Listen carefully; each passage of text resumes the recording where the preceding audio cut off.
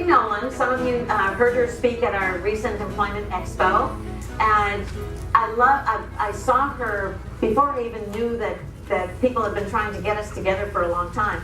I saw her picture and her headline on LinkedIn and reached out to her and said, I love that headline. I'd like to connect with you. And she said, you know, I'm a speaker at your upcoming expo, and people have been trying to get us together for a long time. But she is one of those people who has a very unique presentation on LinkedIn. So I encourage you to all look at it, be as impressed as I was, and then reach out to her and connect with her. She calls herself a possibilitarian. A possibilitarian, I just love to say it. And she changed careers. She said she got tired of hitting her head on that glass ceiling, and so she started her own business as an executive coach. I'm not going to spend any more time introducing her. She is one of the most impressive people I've ever met, and I give you Wendy Nolin. Thank you.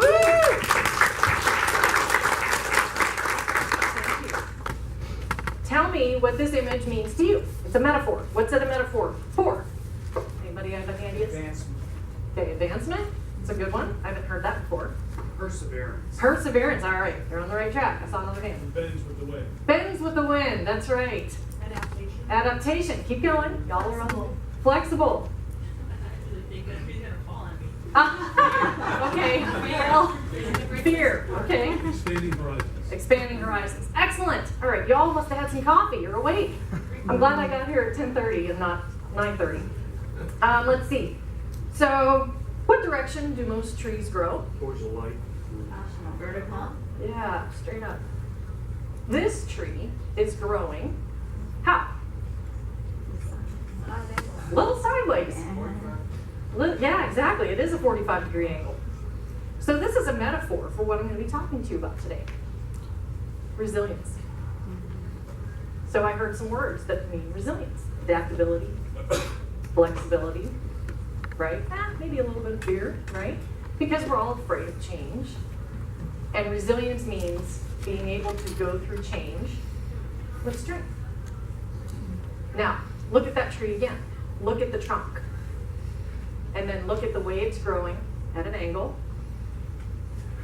Do you think there are any other forces at play? Since that tree is now not growing straight up, but at a 45-degree angle. Somebody said yes. Okay, the roots. What else? Underneath there's a bunch of rocks or boulders. Okay, right. There's gravity. And what's gravity doing? Pulling it down. That's right. So what do you think that caused the trunk of that tree to do? Adapt, be stronger. There you go. That's what resilience is about. It's building strength. It's being strong. So what do you think caused this tree to grow that way? The wind. How many times did the wind have to blow for it to grow that way? Most of the time, 100%, right? Do you think it blew once and then it just stayed that way? No. If it had blown once, what would have happened? Would have snapped like a matchstick. Anybody ever been through a tornado? This is not what would have happened if the wind only blew one time. It takes a lot of wind blowing for a tree to grow this way. So that's what I'm going to be talking to you guys about today, is resilience. How to bend when the wind blows. How to be flexible, adaptable, and how to strengthen the trunk of your tree so that you can weather those storms, because they are going to come. It's not a matter of if, it's a matter of when. Now, let's cover, this is bugging me, let's cover why it's important to develop career resilience. Bueller? Anyone? Yeah. So why is career resilience important? Thank you. The reason it's important is because there are multiple generations in the workforce today. So, by show of hands, baby boomers in the house. Okay. How about my generation, Gen X? All right. Any Gen Y? Millennials? All right, we got a few. Okay, great. So you can see that this is representative of the melting pot of the workforce. Nothing new for you guys. But the baby boomers, I want to speak directly for you for just a minute. And this is why these images were so important, but we'll get there. The baby boomers were raised to get in a job, stay in a job. Be loyal to your employer, and your employer will be loyal to you. Work there for 30 or 40 years, retire, and get the gold Rolex. Not happening anymore, is it? No. It's okay. Sorry. Nobody knew. Nobody has a crystal ball, including me, despite what Kathy says about me. I don't have a crystal ball either. Nobody knew this was going to happen. Well, maybe there were some futurists that could predict it. But Gen X and Gen Y, well, we had a different career path. Gen X were the most autonomous and independent of the generations. We were taught, we were the latchkey kids, figured out. I think I'm going to go out on a limb and say that I think we're the last generation with true common sense. Sorry, millennials. That's just my opinion. All right. So Gen X and Gen Y Gen Y and millennials. What was your experience like? Well, the image that you would have seen was a GIF of a little spider going zigzagging all around, crawling around, right? That was your career path. Starts and stops, forward moves, backward moves, lateral moves, all kinds of weird stuff. Yes? Can you just repeat what you said about Gen X? Gen X. Which part? We're the most autonomous. We are the latchkey kids. We were raised to be independent, and we're probably, in my opinion, the last generation with the most common sense. Or not the most common sense, but with common sense. Okay, so let's talk about that multiple pathway career, right? Gen X, Gen Y, not a career trajectory. What baby boomers had was a clear career trajectory, right? A ladder. It was obvious to you. You were very well taught what you needed to do to move forward, move up, and advance in your career. Gen X and Gen Y and millennials, not so much, right? It's a little bit tougher environment for us. Still no images. Okay. Now, the reason that career resilience is so important is because now, for all of you in the room, every generation, you now have to work harder at developing a career trajectory for yourself. And that's what I'm going to talk to you guys about today, is that the resilience part. You can no longer predict where your career is going to take you, but you can sure plan for those unexpected changes. So speaking of changes, when it comes to your career, you guys are all sitting here in this room for the same reason. And that's because there was most likely an unexpected event in your career ladder, in your career journey. What are some of the words that describe an unexpected career event? Okay, shock. That's an emotion. How about layoffs? What is it? Layoffs, that's right. Downsizing, resource action, RIF, workforce reduction, outsourcing, reorganization. Absolutely. What are all those really fancy words for? You're fired. Somebody's losing their job, their certainty, and their security. You lost your job, your security, your certainty. Okay, we have liftoff. There you go. I like that attitude. That's great. So let's talk about the feelings and emotions associated with unexpected career events. Let's talk about the things that you experienced when you found out that you lost your security and your certainty. Ah, there it is. Any emotions anybody want to share? It doesn't mean you necessarily experienced that emotion, but you know someone who did. Betrayal, number one. Who else? Relief. Relief, okay. Sometimes it's right, it's blessing in disguise. Surprise. What else? Panic. Ooh, what else? Anger. Does anybody know what anger is really a cover for? Fear. That's right. You guys are smart. I like it. Betrayal. I'm glad somebody said that. You know, the relationship you have with your employer is a relationship. That's right. It's like a divorce. Absolutely. So, how do you weather those kinds of events? Well, sometimes you can't really prepare for it, but I'm here to share with you how you can. Because I've said it once, I'm going to say it probably 2 or 3 more times. It's not a matter of if. It's happened to you once at least. How many people in here have gone through more than one unexpected career event? Of course, absolutely. Hey, I'm a Gen X, and I've had at least 4 career changes. Right, but now it's even more. How many of those were equals? All of them. All of them. All right. How do you deal with those emotions? Where are we? Can I get a clicker? I would like to see you guys go up to slide number 9. That's how we deal with emotions. Well, that's one way we could, right? Now, tell me, if you've ever done that, how's that working for you? Not well. Not well. That's right. So, when you fail to deal with your emotions, what happens is your emotions then own you. So, stress is at the heart of every single disease, unexplained health challenge, and pain. I know because I'm dealing with my own pain issues right now. And you know what my practitioner told me? You have a lifetime of repressed anger. That's why you hurt. And as soon as I started letting out the anger, in a very safe way, I felt a lot better. Well, positive thinking is great, but positive thinking pushes down all those negative emotions. I've been pushing down negative emotions for 44 years. Guess what? They're all starting to come out now in ways that I don't like. So I've had to deal with it. So how do we deal with it? I'm getting ahead of myself here. Let's go to slide 10. The 5 stages of grief.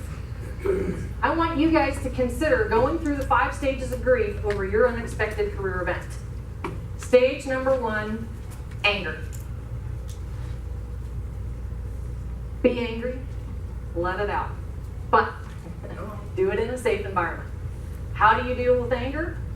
You can write.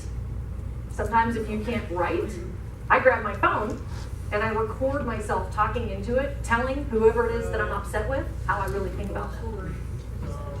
Nope, I don't send it to them. Nope, I am not advocating that. You can, but I'm not advocating it. I just feel better getting it out.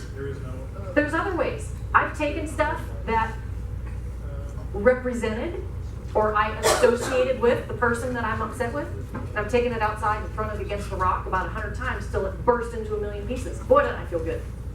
I let that anger out. And there's a physical release when you physically release that anger by doing something with your body. Absolutely. You have to let the anger out, or if you have to deal with your emotions, or your emotions are going to own you. Yes, sir. The Japanese have tradition, I think it's the beginning of the year, at the end of the year, going out and yelling and screaming. Yep. That's right. Hey, I go outside in the woods with my dog, and if I'm really upset at somebody, I'll just pretend there's a big tree, and that's the person I need to let out my anger against. I yell. Nah, he's out chasing rabbits. The tree loves it, right? Because it's getting oxygen, CO2 from me, and it's converting it into oxygen, right?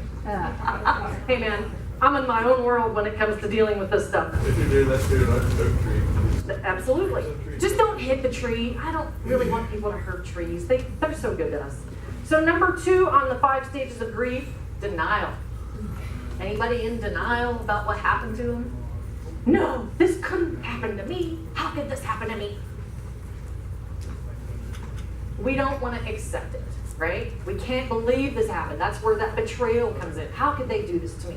I'm the best employee this company's ever had. I've made a huge impact here. Blah, blah, blah, blah, blah, right? Well, just know that you're going to experience denial. Get through it.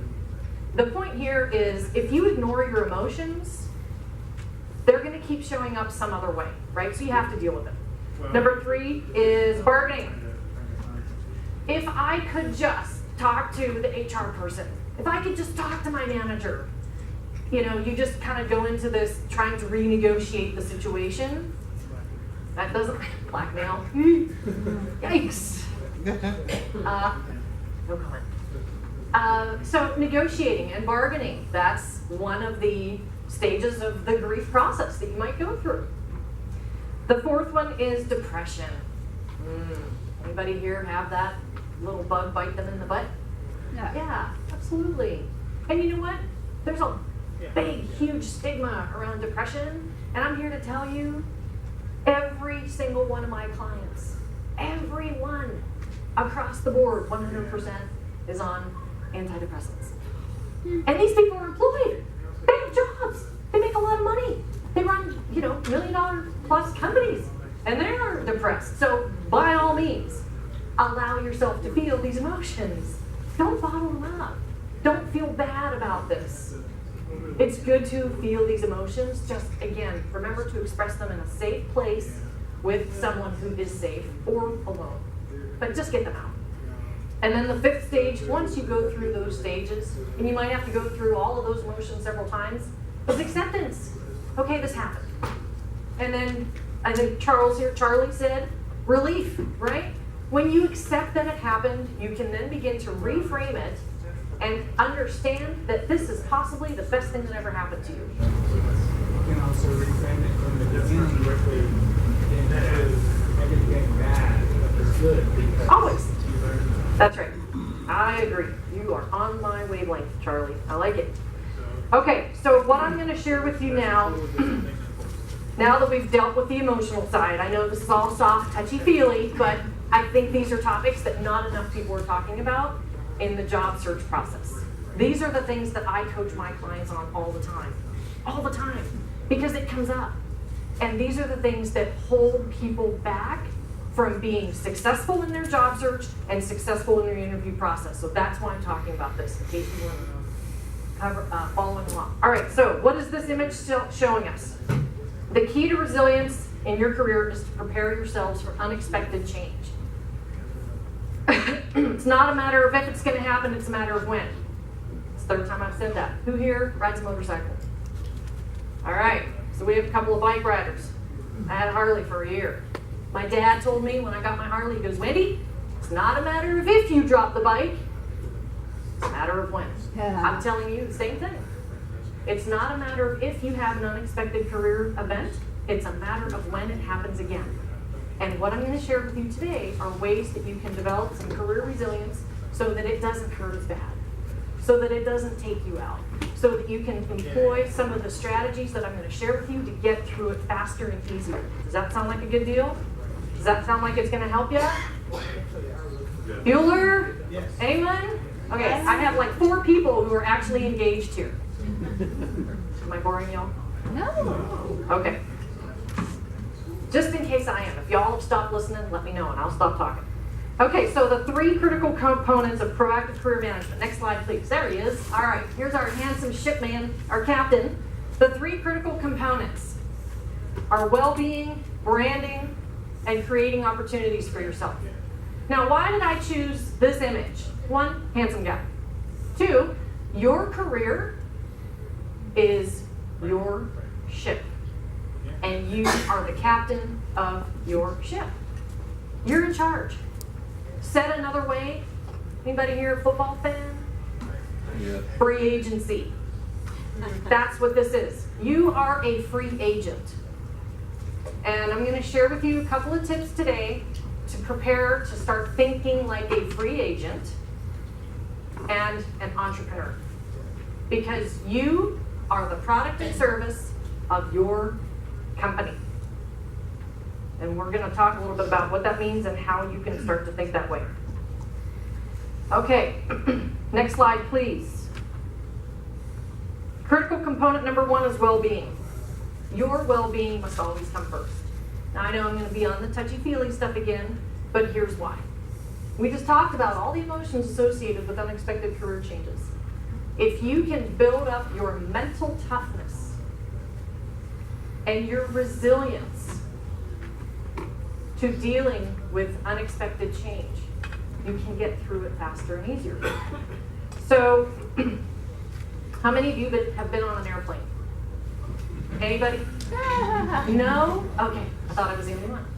What do the flight attendants say during their cautionary tale at the beginning of the flight about when the oxygen masks fall from the ceiling? Help yourself first. Help yourself first. Then help others. Anybody know why? You'll pass out trying to help somebody else first. Which means, Go pass up. there you go. Which means you are useless. You're useless. You are basically then just a rock that somebody has to drag out of the way to save themselves because they put their oxygen mask on first. So the point here is, I want you guys, did you get those handouts ready for me? Mine are on the table. Super. So I'm not going to give you these yet, but there's a handout that's going to cover the next 6 things that I'm going to talk about. So you can take notes if you want, but I have a handout that's going to be yours for the taking before we end this afternoon. It's double-sided because there's really cool things on both sides. Okay, so if you are not taking care of yourselves first, you're not going to be able to help anybody else. So what I'm going to talk about next are ways that you can begin to fortify your mind, body, and spirit, and it's not going to take you a lot of time. And the reason this is important, to me at least, is because, listen, I'm an entrepreneur. I started my business 8 years ago. I have run out of money and gone flat broke twice. Twice! I might as well have been fired. Nobody was hiring me, so I must have been fired. I did these 6 things to try to rebuild my resilience, and I now advocate it with every one of my clients, and I'm going to advocate it with you guys to help you fortify your mind, body, and spirit so that you are more resilient. Okay, so next slide. How many of you do this first thing in the morning when you wake up? A couple. It's a guy in bed looking at his phone. Mine's usually dead. So a lot of people do this. The first thing they do is they pick up their phone and they look at it. And they start reading the text messages and the emails and all this other crap that comes in overnight. And has anybody ever picked up their phone and read an email that upset them first thing in the morning with bad news? Yeah. Now why would you do that? Why would you start your day with bad news? Well, of course you didn't know you were going to get bad news. But I'll tell you what to do so that you don't start your day that way. How many of you here have ever heard of this guy called Tony Robbins? Anybody know who he is? All right. So those of you that know who Tony Robbins is says that people will come from, okay, if you set yourself on fire, people will come from miles around to watch you burn. What I'm going to do is teach you how to set yourselves on fire. Anybody want to learn how to set themselves on fire? No, not literally. This is metaphorical. Now, what it means to set yourself on fire is to get to what I call a level 10. So if a level 1 is you're in bed so sick you can't get out of bed, level 10 is on fire.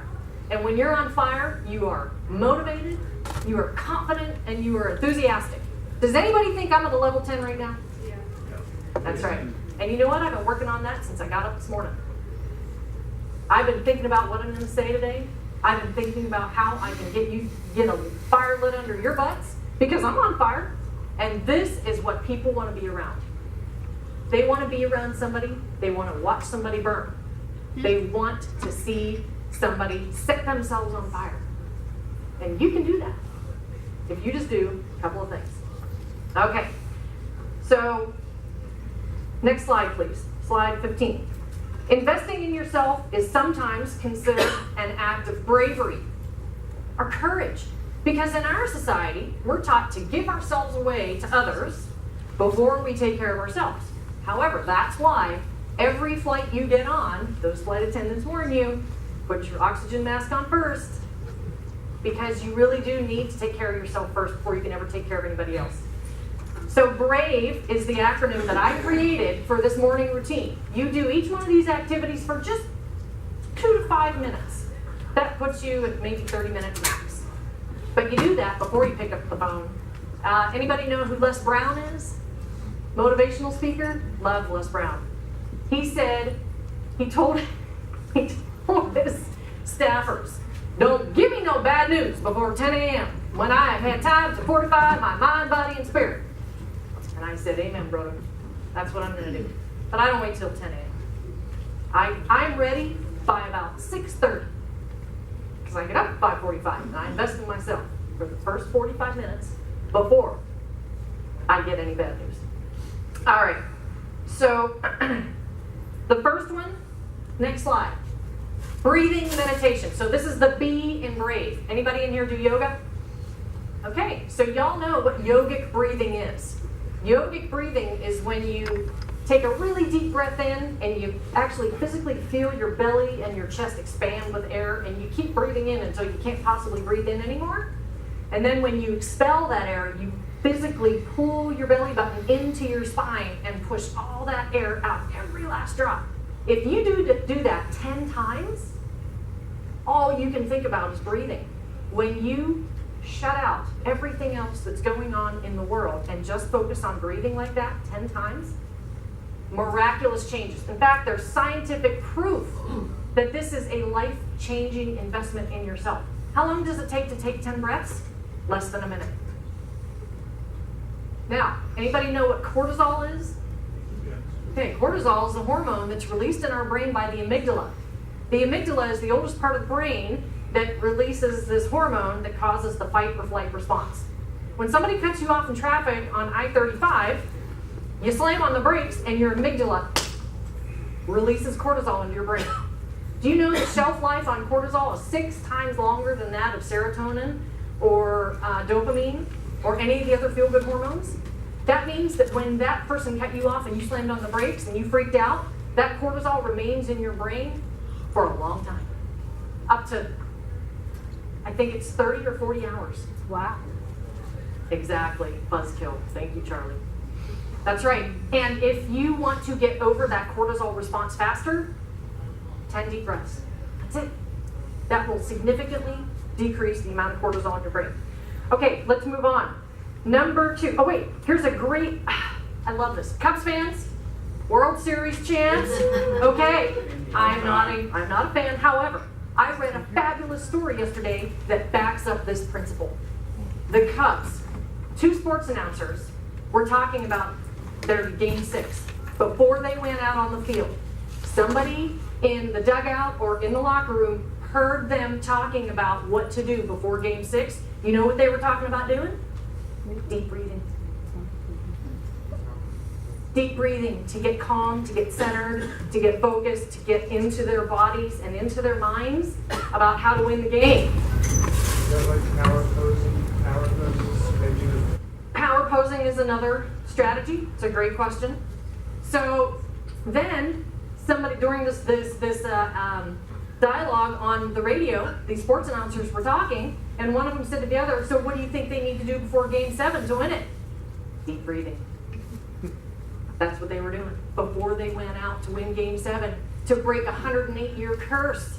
They were doing deep breathing. If this is enough for this team to win the World Series, do you think it's good enough for you? Okay. All right. Well, there's a few of you that agrees. That's all I need. That's all I need. Just a few. All right. Next slide. Reading. Reading. James Altucher. Anybody know who James Altucher is?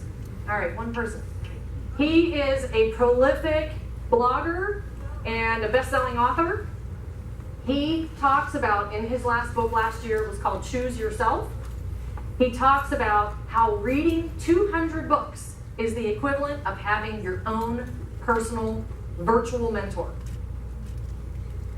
Anybody in here read every day? And I'm not talking about the New York Times. I'm not talking about social media like Facebook. What about vaccinations? That's not reading. Reading. Read books, or you can listen to books on Audible. What about TED? That's not reading, that's a video. So, reading, not watching videos. Read. Read books that motivate, inspire, or educate you. That will help you get up to a level 10. All you need is spend 5 minutes. You can read 3 or 4 pages in 5 minutes. What about listening to that kind of stuff? Audible, Yep. you can listen to books on Audible. Absolutely.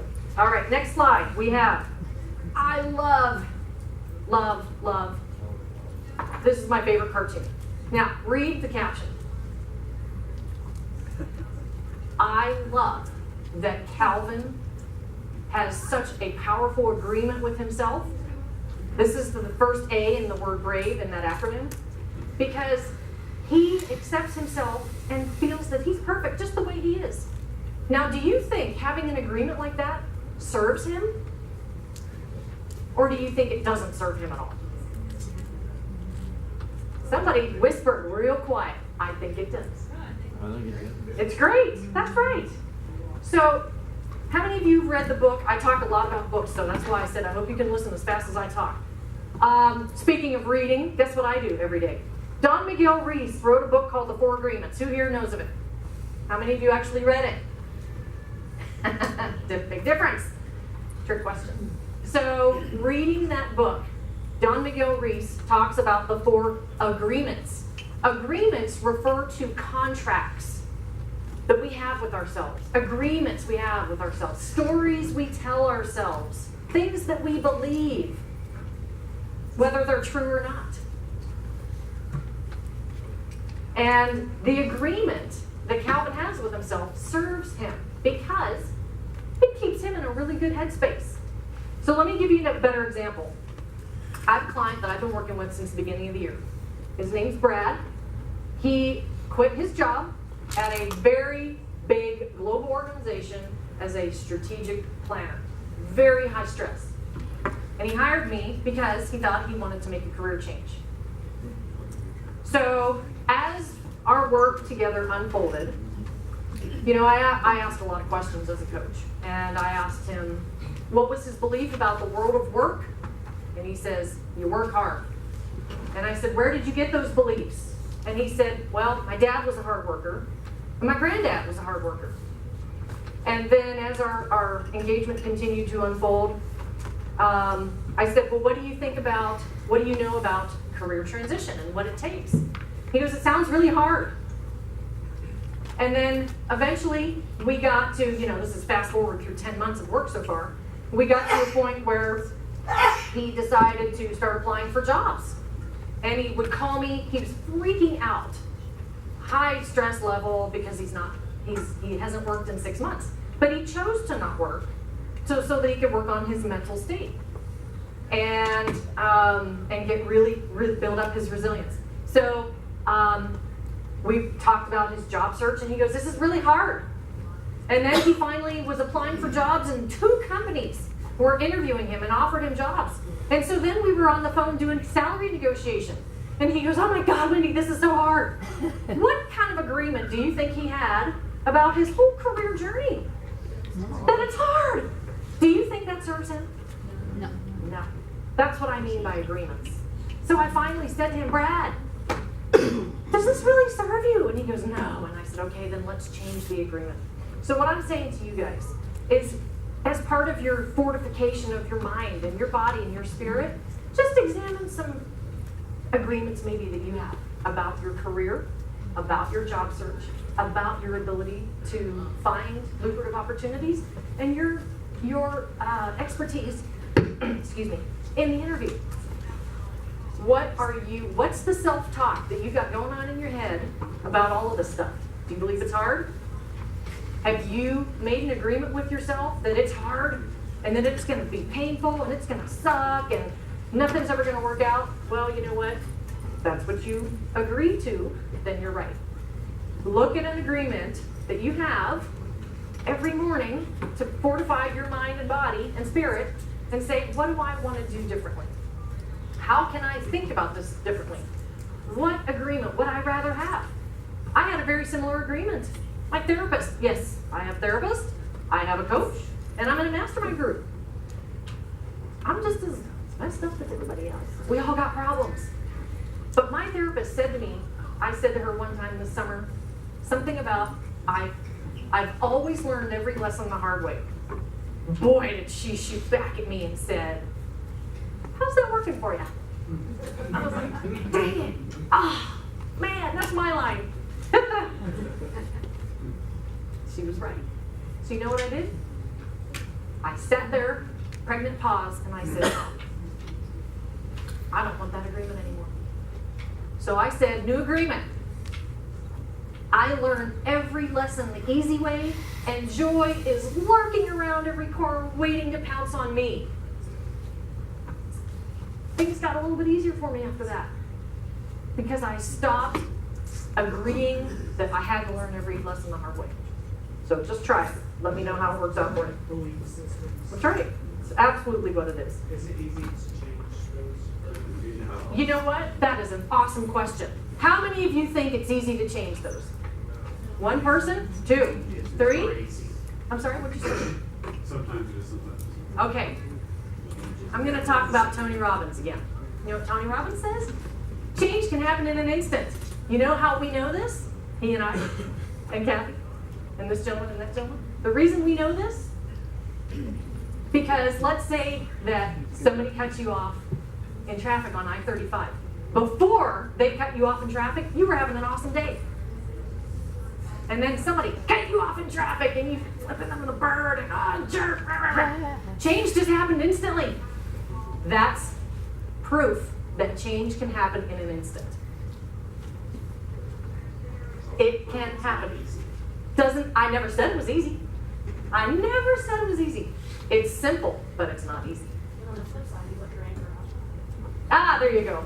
Touche, I love it. She said, you let your anger out. You did. But what happens after you let your anger out? Do you let it fester and carry you through the day? Or do you go right back to baseline and, having a great day, despite the jerk? Thank you for sharing and move on. That's it. Thank you for sharing and move on. Fantastic. You guys are awesome. All right, my next A is appreciation. You can't see it, maybe you can a little bit. There's a rainbow back there. I saw a rainbow yesterday. And you know what? When I walked outside, I said, I'm going to see a rainbow. Guess what? I saw a rainbow. It made me so happy. Appreciation for every single thing you have, small or large. There is scientific proof that the more you show some appreciation for what you have, the more good stuff comes to you. This is all part of resilience. You've got to work on this. The more gratitude you show, the more good things come to you.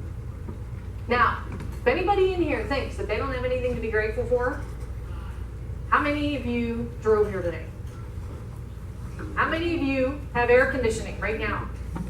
How many of you have a roof over your head, running water, electricity? Do I need to go on? You don't live out in the swamps where there's mosquitoes eating you. You know what? When things get really bad, that's what I do. I go to that gratitude. Okay, man, that client just ripped me a new one, but look at this place that I live in. My car runs. It passed inspection. I have water, right? I have water. I have food. I have electricity. And it is stinking muggy outside. I am so grateful I have air conditioning. That's all you got to do. Do that for 1 to 2 minutes. Do your deep breathing while you're doing your appreciation. Man, you will change your world. Because what's happening inside of you is what's happening outside of you. Your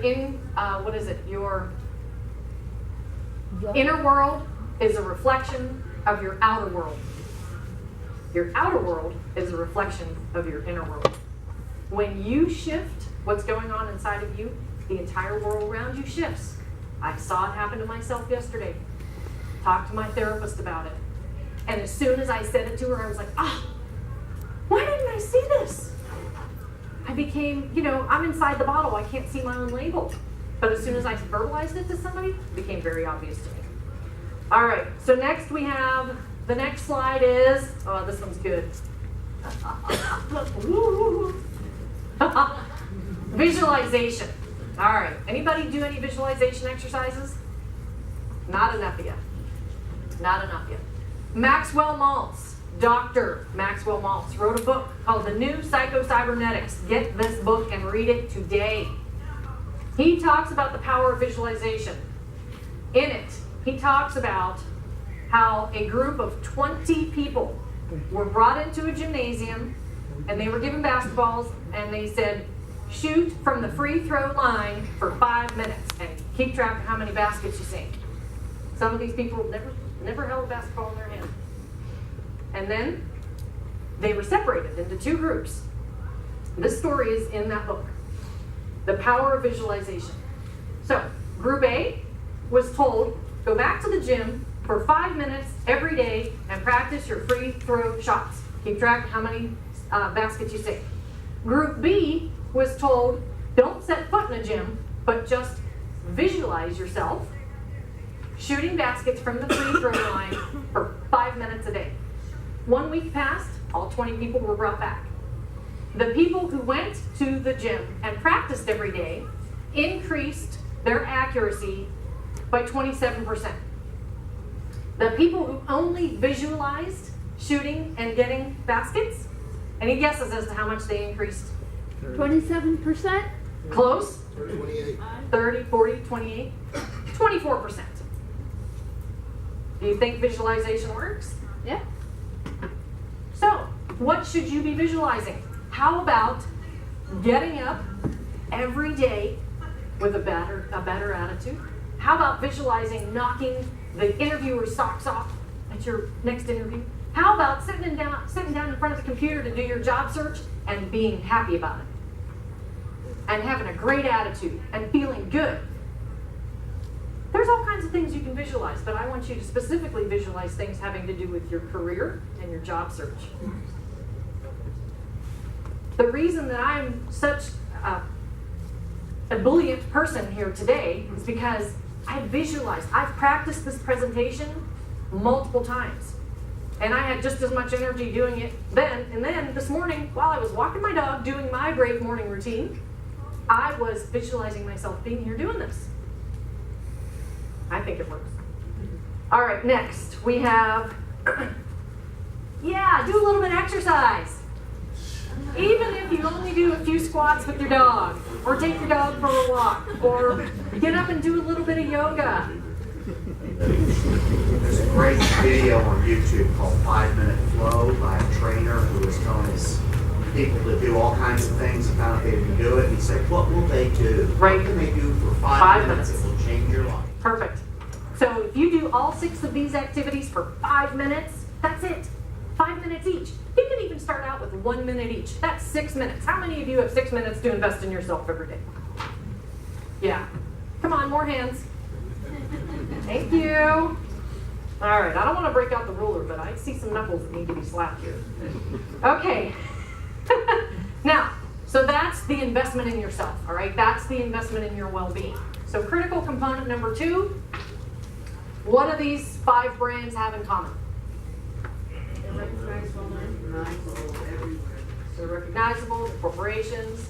How about, these are the top 5 most recognized brands globally last year. I'm sorry? Oh, that's Apple. Yeah, you guys can't see. That's kind of funny. Apple's not recognizable anymore. Wow. Wow. Yeah, the colors are a little bit off. Anyway, so let's talk about why your brand is so important. I'm sure you guys have heard, but maybe you haven't heard it the way I'm going to talk about it. So, number 1, why is your brand important? It is your reputation. And we all know that our reputation precedes us. How does our reputation precede us? Anybody here know what LinkedIn is? I call LinkedIn your silent salesperson. Anybody here in sales? Anybody here in retail? Okay, I was in retail for a decade. We had 3, 4, 5 display windows at the store I managed. And those windows had to tell a story that was so compelling it brought people into the store. That's what your LinkedIn profile should do for you, because it is speaking about your reputation. That's right. It's your silent salesperson. Number 2, if you have a powerful brand, it's going to affect your value. What do you think I mean by that? Money, right? Tell me more. Dig a little deeper. So nobody wants to come put that person out, but it's on fire? They want you, okay? Right? So, have you ever thought about how much you can ask for when somebody's hiring you? If you have a really great reputation, you can almost write your own ticket. But does your reputation command that? I have managed my reputation very, very, very militantly over the 7+ years I've been in business. And as a result, I have utilized my LinkedIn profile so powerfully that I have coached people all over the world because they saw my LinkedIn profile and they wanted to work with me. And by the time they contacted me, it doesn't matter what my price was, and I get top dollar. I'm not the most expensive coach, certainly, but I'm not the least expensive either. I'm not at the midline, I'm above the midline. My brand, my reputation has affected my value. Your brand, your reputation affects your value. If you don't manage it properly, you're not going to be able to get top dollar when you're negotiating salary. When you get that next job, guess what? You still have to continue to maintain that brand because guess what? You might want to get a promotion someday, or you might want to ask for a raise. If your reputation, if your brand isn't strong enough, you won't be able to get as much. Think about that. Number 3, your brand affects your positioning. If it doesn't present you well, if it doesn't compel people to contact you, then you are not positioning for the things that you want to be recruited for. Recruiters, headhunters, hiring managers, HR directors, you have to speak to them. You have to compel them to want to reach out to you. Does it have to be authentic? Like, unlike all the other LinkedIn? Of course, it has to be you. A new concept, a new genre kind of thing.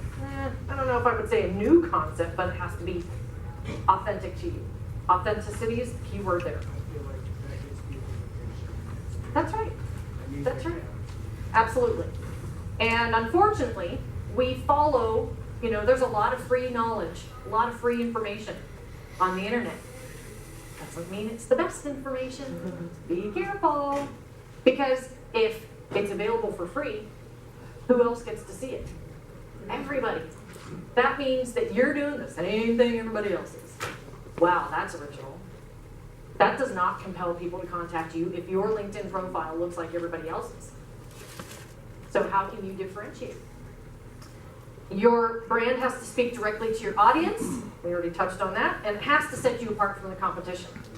Now, these 5 things alone, I can spend 2 to 3 sessions on with every one of my clients. Suffice it to say, we can't go that deep here today.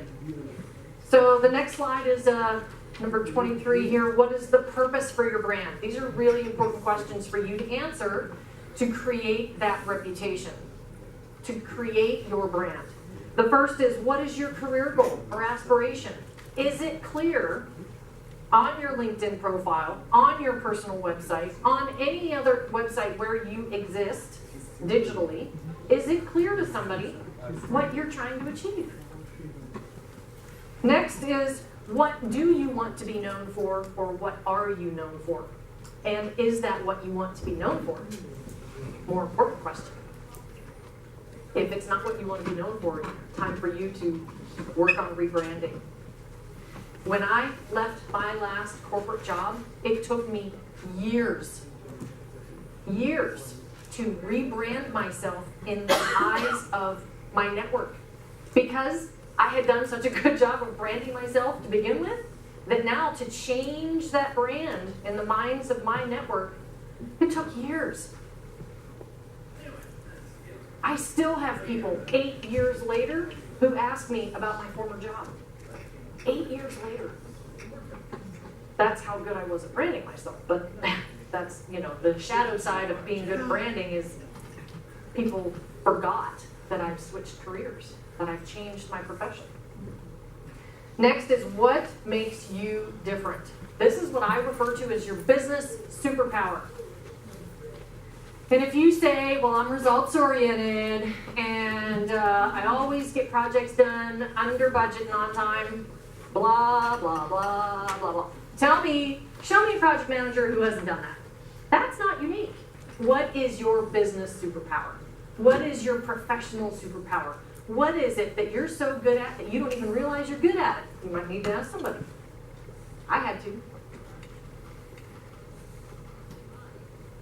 What comes so easy to you that you could do it forward, backward, upside down, and in your sleep? That's your business superpower. What experience do you want to leave the person with when they interact with your brand? That's an important question. I bet none of you have ever thought of it. What experience do you want to leave them with? What do you want them to feel or think when they interact with your brand? And what does that mean? Interacting with your brand is getting an email from you, seeing your LinkedIn profile,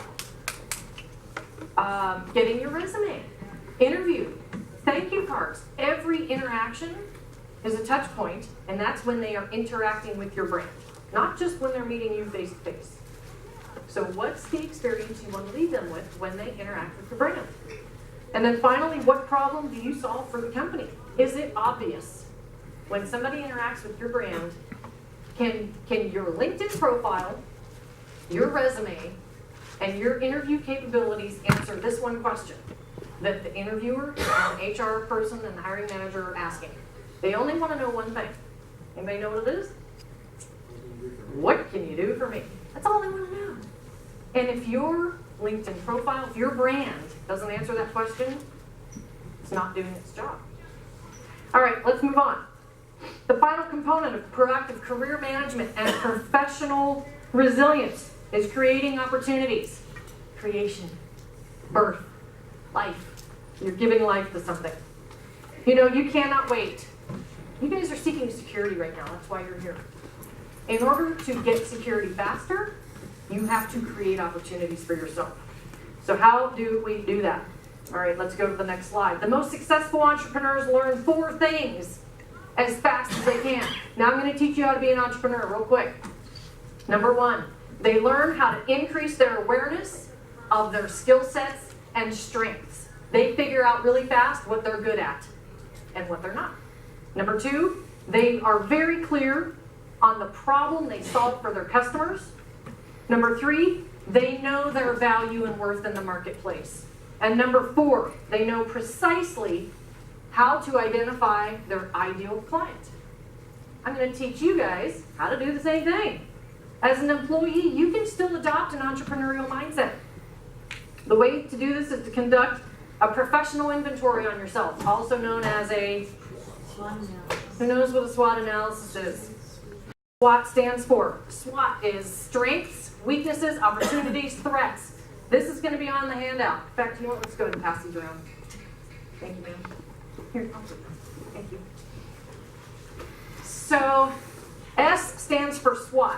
When you do your professional inventory, I want you to look at your current situation and ask yourself, what are you good at? What's your business superpower? What skills and talents do you possess that are your natural gifts? And then how can you capitalize or monetize them? That's how you begin to create opportunities for yourself. There's a book called The $100 Startup. Anybody ever read it? Great book. You want to create some opportunities for yourself? You want to generate some money while you're doing your job search? I have a friend. She's constantly hunting down jobs, but she's also a freelancer.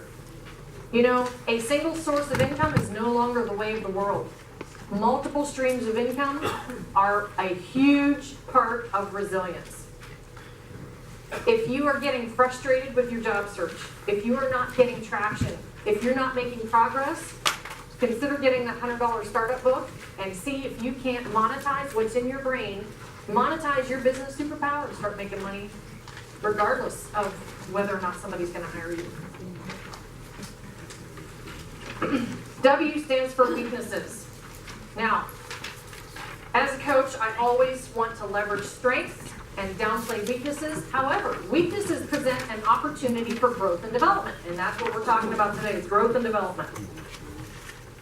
Weaknesses and evaluation of your weaknesses needs to include both soft skills and technical skills. I've been talking a lot about soft skills today. Anybody in here have work or does their primary source of income when you were employed? Did your job ever involve dealing with people?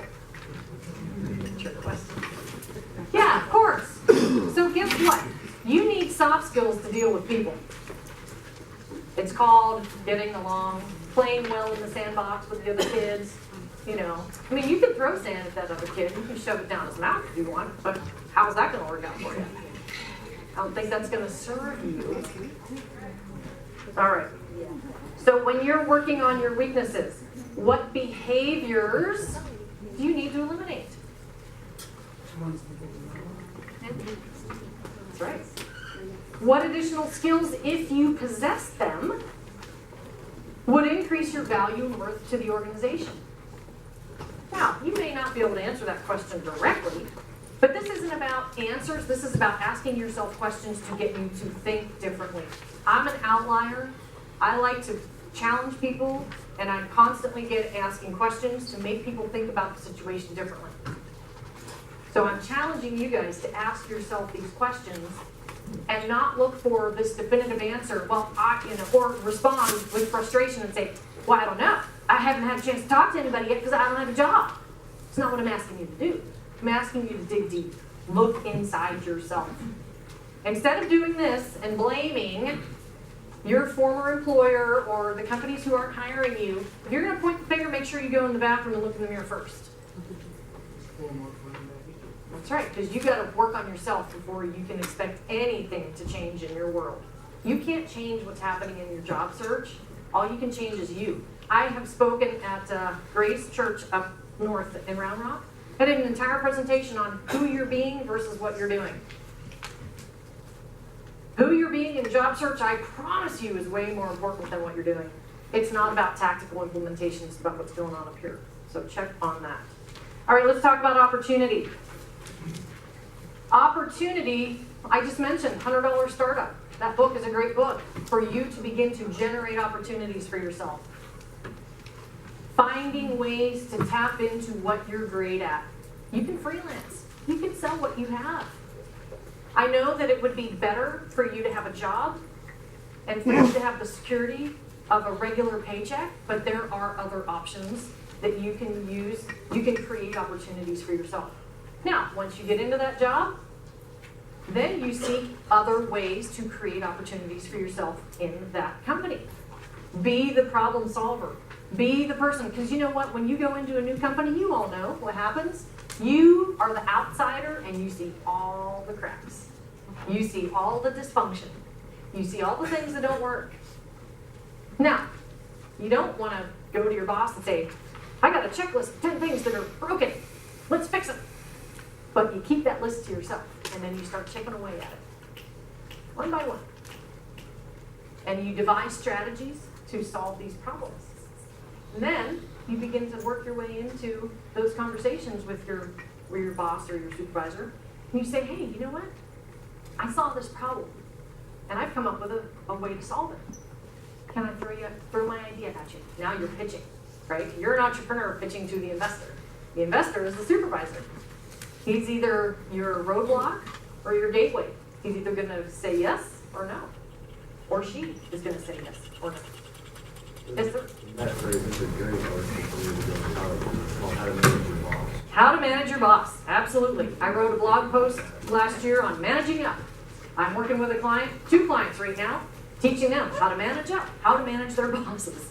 And it is a dance. It takes finesse. All right, so lastly is threats. The T is for threats. Harvard Business Review published an article, March 2016. They surveyed 27 countries, workers in every industry across the globe. And they said that the number one thing people worry about at work, by and large, a 47% affirmation of this, is, anybody know what they said? What their number one worry at work is?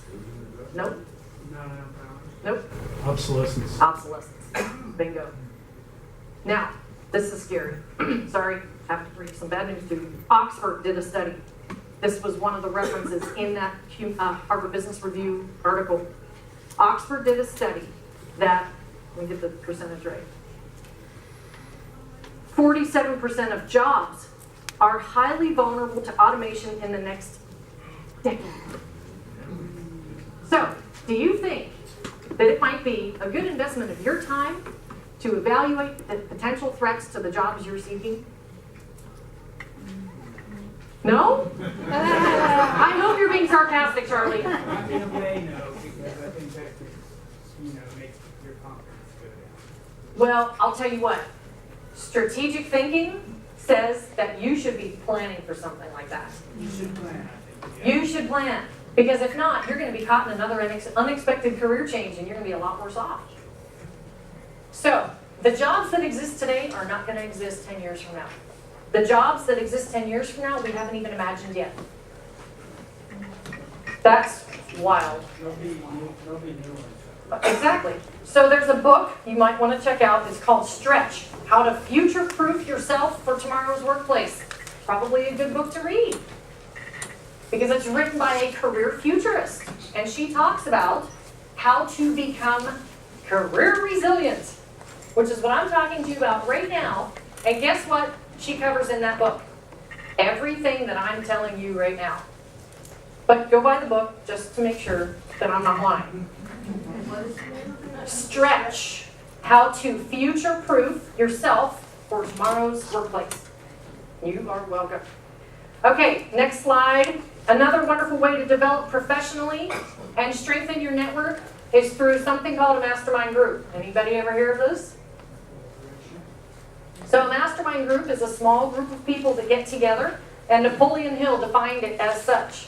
The mastermind principle consists of an alliance of two or more minds working in perfect harmony for the attainment of a common, definitive objective. Success does not come without the cooperation of others. Anybody know who Jim Rohn is? Jim Rohn is Tony Robbins' mentor. Jim Rohn said that you are the average. Now listen. You are the average of the 5 people you spend the most time with. Who are you spending time with? And how are they affecting you?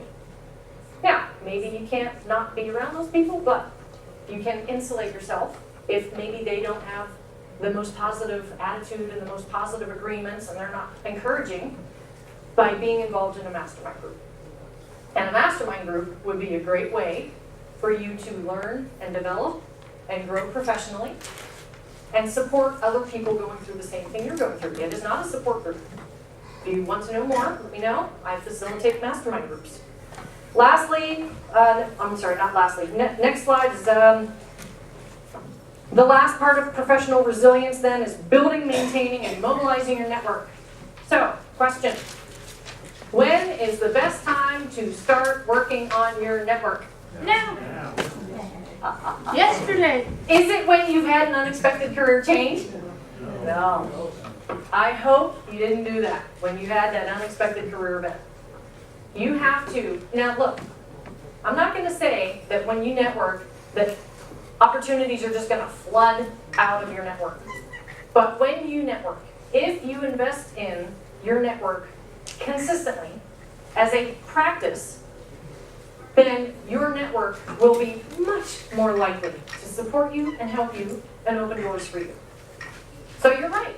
The last thing you want to do is wait until an unexpected career event to work on your network. So I'm going to pick on the millennials for just a minute. I did a presentation, a lunch and learn workshop for a PR firm earlier this year. And it was mostly millennials, 1 Gen X, and I think 1 baby boomer. Gen X and baby boomers, we get it. We understand why we need to network. But the millennials, I asked them, I said, how many of you here have a LinkedIn profile? Crickets. I know. I'm like, seriously? I did not expect that. Okay, blindsided. So I said, okay, why don't Tinder? Exactly, that's funny. Scary. So I asked them, I said, so why don't you guys have a LinkedIn profile? And the one guy, he was pretty arrogant, he's like, I don't see the point. I don't understand. And I was like, really? Okay, so let me educate you. Here's why it's important. Because do you plan on working here for the rest of your life? No. And I said, well, then without a network, how are you possibly going to be able to make a career change or make a job change or pursue ongoing opportunities. I said, you do know that you gotta have people who are willing to help you and shepherd you through that process, right? And he was like a deer in the headlights. Didn't know what to say. And I said, guys, you gotta have a network of people. You cannot do this alone. You've gotta have, that's right, you gotta have the right people around you to help you. So you have to invest in your network. This is nothing new for you guys. Okay, let's see. Next, we have LinkedIn. I have talked ad nauseum about LinkedIn. This is a separate presentation that I could spend days and weeks and hours on. All right, so let's wrap up because I'm 10 minutes past my time. All right, career resilience net. It is a consistent, daily, or weekly, oh, where'd it go? There's one slide before this. Sorry. There it is. So career resilience is a consistent daily or weekly practice. It is not an event. It's not a reaction to an unexpected career change. It's something you gotta do every day, every week. That includes networking. Proactive management of your professional life is taking ownership of those three critical components. They're like roots of a tree. They run deep into the ground to provide stability, as well as growth and nourishment, and a recap of those three critical components: your personal well-being, your brand, and your network. Engage in a consistent practice to nurture and grow each root of your tree. It will anchor you and allow you to stay flexible and bend during unexpected times of transition. Last slide. Please reach out to me, connect with me on LinkedIn. I'm on Google+, Facebook, Twitter. If you go to my website and subscribe to my blog, you will get a free gift.